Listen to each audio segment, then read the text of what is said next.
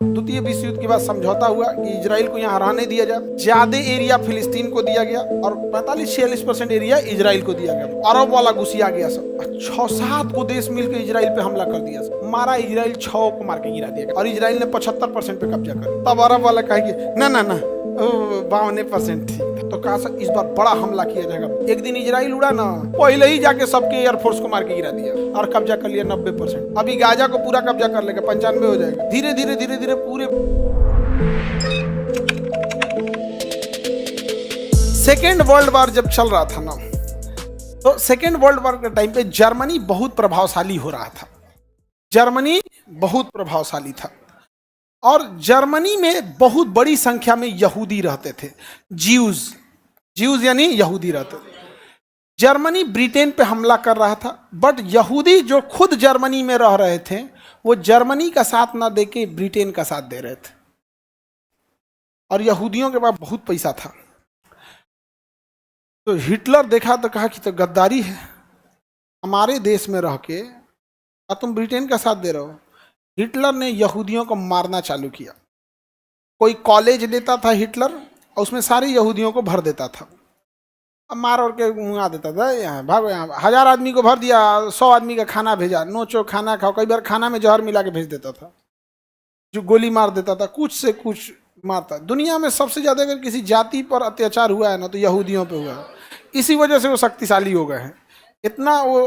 अब यहूदी क्या करे, तो ब्रिटेन ने कहा कि तुम्हारा धर्म कहाँ से चालू हुआ। तो जैसे देखिए, सिख धर्म ननकाना साहिब से प्रारंभ हुए थे, पंजाब के एरिया से। तो विभाजन होने के बाद आधा उधर हो गया, आधा उधर हो गया, वरना तो ओरिजिन तो वहीं से था। ईसाई धर्म के लोग इंडिया में भी है, बट ओरिजिनेट ये कहाँ से हुआ था, बैतलहम से। इस्लाम धर्म मक्का से, मतलब अरब से चालू हुआ था। तो है तो दुनिया में कोना कोना पे होंगे, जहाँ कहीं ज़्यादा कहीं कम है। यहूदी भी चालू हुए थे जो जेरूसलम से। कहाँ से? जब इन पर अत्याचार होने लगा और हिटलर मारने लगा, लगभग 60 लाख यहूदियों को मार दिया, तब यहूदियों ने कहा कि जहाँ से हम शुरू हुए थे वहीं चलते हैं। आज से 2000 साल पहले हमारे पूर्वज जेरूसलम में रहते थे, हम वापस वहीं चलते हैं। तो वापस तो वहाँ फिलिस्तीन था। तो ब्रिटेन ने कहा उसका चिंता काहे करता है, फिलिस्तीन साफ हो जाएगा, तुम जाओ ना, बस हमको पैसा देते रहना। तो ज्यूज सब के पास पैसा ज़्यादा था, ब्रिटेन की मदद भी किए सब। और वहाँ से भर भर के यहूदियों को द्वितीय विश्व युद्ध के सामने कहाँ बरसाना चालू किया, जेरूसलम में। और उस समय तक जेरूसलम में कौन थे सब, फिलिस्तीन वाला। कहा हम कहाँ जाएंगे, कहा कि तुम भी रह जाओ, हम भी रह जाते हैं, तुम भी रह जाओ, हम भी रहेंगे, तुम भी रह जाओ। फिलिस्तीन वाले कहाँ से, ऐसे कैसे होगा, नहीं होने देंगे। अरब वाला सभी सब, खजूर खाने वाला, ऊंट पे घूमने वाला, ऐसा कभी नहीं होने देंगे हम। यहाँ पर किसके दम पे उड़ते हैं सब हमको ये नहीं बुझाता है। माचिस बनाने आता नहीं है, हाँ। ऊंट को खजवट हो जाए तो दवाई अमेरिका से आएगा, लेकिन हम इजराइल को बर्बाद कर देंगे। इजराइल कह रहा है कि रे भाई हम बर्बाद पहले से हो रहे हैं, जर्मनी में रहेंगे तो जिंदा मराएंगे, तुमसे युद्ध लड़ना मंजूर है, लेकिन हम कहाँ रहेंगे, इजराइल में। तो द्वितीय विश्व युद्ध के बाद समझौता हुआ कि इजराइल को यहाँ रहने दिया जाए। ज़्यादा एरिया फिलिस्तीन को दिया गया, लगभग 50% से ज़्यादा एरिया, 52-53% किसे दिया गया, फिलिस्तीन को, और 45-46% एरिया इजराइल को दिया गया। अरब वाला घुसिया गया सब, 6-7 को देश मिलकर इजराइल पे हमला कर दिया सब। कहा कि नेस्ते नाबूद कर देंगे, बर्बाद कर देंगे, तुमको यहाँ रहने नहीं देंगे। मारा इजराइल 6 को मार के गिरा दिया, भाग यहाँ से चट्टा कहीं क्या, सबको गिरा दिया। और इजराइल ने 75% पे कब्जा कर लिया। तब अरब वाला कहे कि ना ना ना 52% ठीक था ई वाला ठीक नहीं था। अब इजराइल का मारेंगे तोरा जूता से, अब होश में आ जाएगा। अगर हार गए रहते तो तुम लोग तो मार दिया रहता हमको, उधर जर्मनी मार रहा था, इधर तुम मार दिया, अब हम 75 पे रहेंगे। तो फिर अरब वाला कहा सर 75 पे रहोगे, तो कहा सर इस बार बड़ा हमला किया जाएगा, बड़ा हमला किया जाएगा, बहुत बड़ा हमला होगा, बहुत बड़ा हमला होगा। समझ में आ रहा है कि नहीं आ रहा, कैसा हमला होगा, बहुत बड़ा हमला होगा। तब तक इजराइल ने देखा कि तो हमला करेगा सब। एक दिन इजराइल उड़ा ना, पहले ही जाके सबके एयरफोर्स को मार के गिरा दिया, पहले ही एयरफोर्स मार के गिरा दिया हमला करने से पहले। और कब्जा कर लिया 90% पे। अभी कितना पे कब्जा कर लिया, अभी गाजा को पूरा कब्जा कर लेगा, 95 हो जाएगा। धीरे धीरे धीरे धीरे पूरे फिलिस्तीन को क्या कर देगा, कब्जा कर देगा। 57 मुस्लिम देश, हमारी बात उन्हें तकलीफ देती है, लेकिन इतना जरूर कहते हैं ना, 57 के 57 एक हो जाओगे ना, एक बार इजराइल खांस देगा तो साइड हो जाएगा। इन 57 में किसी की औकात नहीं इजराइल से फिलहाल लड़ सके। अब हमसे कोई कहते हैं कि एक दौर ऐसा आएगा, बिल्कुल आएगा भैया, आप परमाणु बम ले आकर मार दीजिए, हम कहाँ कह रहे हैं। हम तो ये भी कहते हैं कि तुम्हें लड़ना है, अपनी सेना बनाओ, थल सेना रखो, वायु सेना रखो, नौ सेना रखो, वैज्ञानिकों से करके मिसाइल बनवाओ, परमाणु बम बनाओ, मार दो जाके, कौन मना किया है। लेकिन ये क्या तरीका है, तुम हमास के आतंकवादी को पैरासूट से उड़ा के किसी बूढ़ा को मार दोगे, किसी के घर में मार दोगे, और फिर वो मारेगा तो तुमको दर्द होगा। ये क्या चोर सिपाही खेल रहा है, मारो परमाणु बम मार दो, मना किए हम लोग।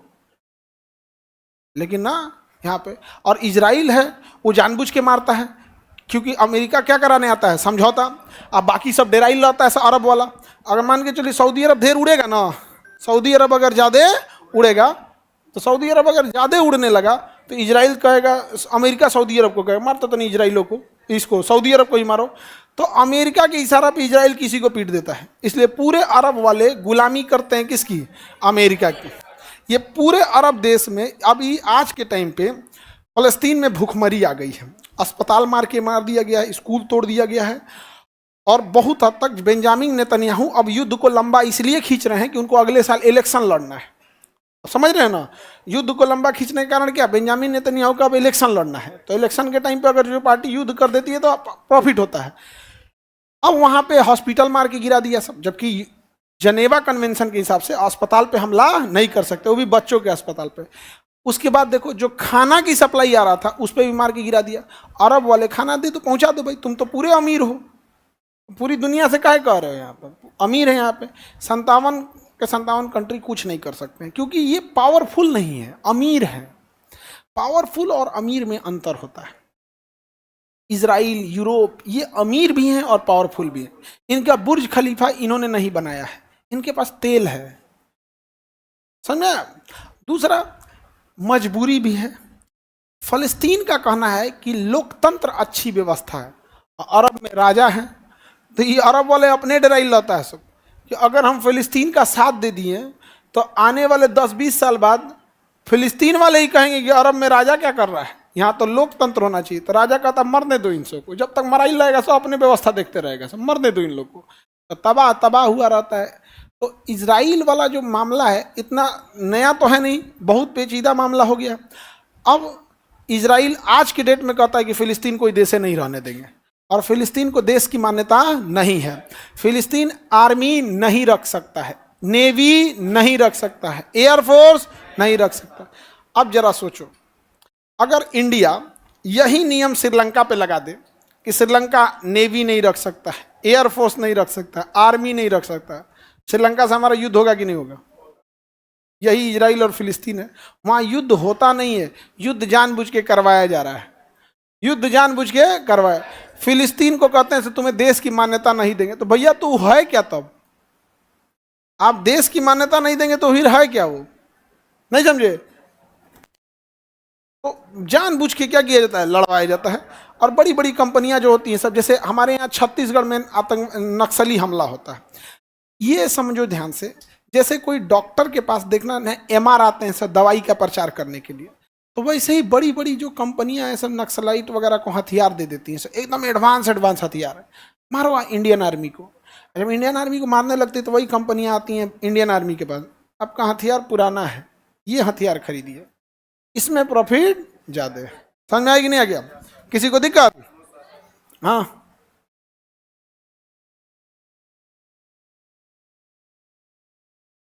ये सब समझौता उनके लिए है जो कमजोर देश है।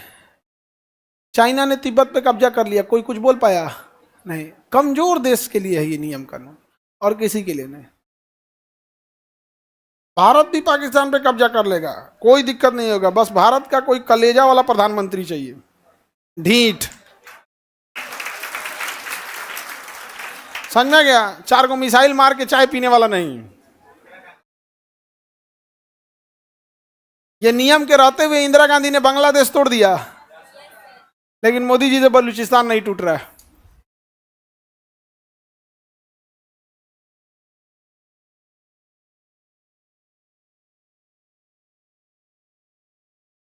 आगे बढ़े।